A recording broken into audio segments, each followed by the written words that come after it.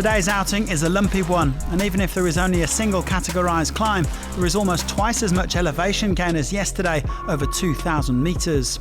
That is bad news for a pure sprinter like Charlotte Kohl, but potentially good news for an enterprising breakaway.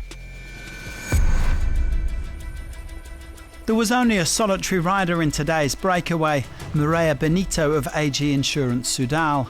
The Spanish time trial champion enjoyed a day out at the front, and she had built a lead of almost 5 minutes by the time the live pictures began, with just over 60 kilometres to go.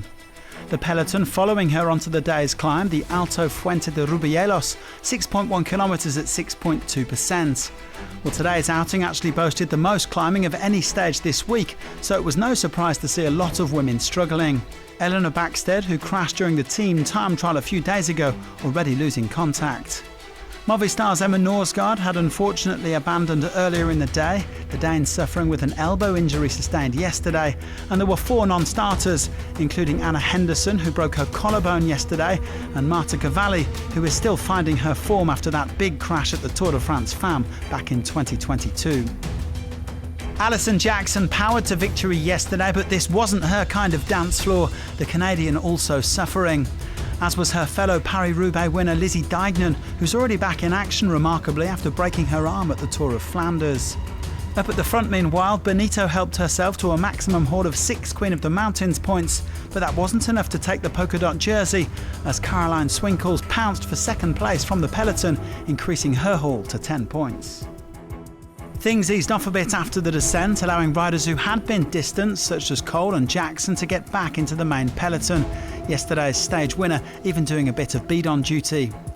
The peloton was still trailing Benito by over 4.5 minutes when Grace Brown decided to shake things up, the winner of Liège-Bastogne-Liège going on the attack. And that put the rest of the bunch on high alert before the intermediate sprints. Benito and Brown took the 6 and 4 bonus seconds, leaving 2 for the peloton, and it was the race leader Blanca Vos who sprinted to take them ahead of Olivia Barrow and Rihanna Marcus. Brown was soon caught again, but her move brought the gap down to 3.5 minutes. Demi Follering then moved just ahead of the peloton to collect a bottle from a soigneur and decided to kick on, but nobody was going to let the overall favourite go clear.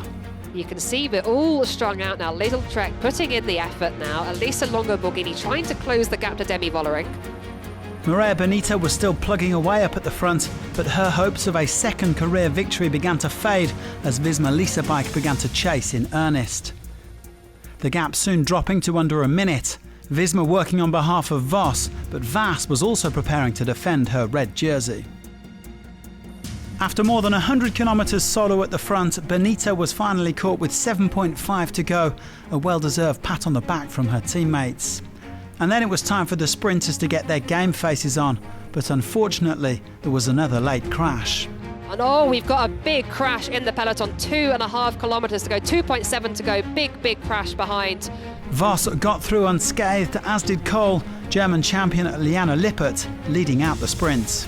And this is it, Liane Lippert on the front, Marianne Vos on the wheel. Yellow jersey there for the rider from Visma Lease Bike. Her team has done so much hard work here. We're inside the final 100 metres.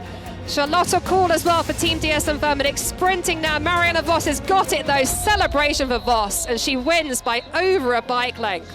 Wow, what a victory for Vos. The queen of cycling strikes again.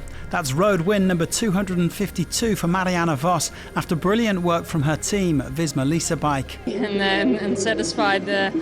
Yesterday we already worked hard and tried hard, and then we had some bad luck in the final. And today we went again all in. All the girls worked really hard for this, and then of course it's really nice to be able to finish it off. So very happy with this win. Vos taking her 4th win of the season ahead of Cole and Olivia Baril, with Ingvild Goskien and Lily Williams rounding out the top 5. Thanks to those 2 bonus seconds she took at the intermediate sprint, Vos remains the race leader by just 1 second from Vos. Longo-Borghini is the best of the rest at 11 seconds.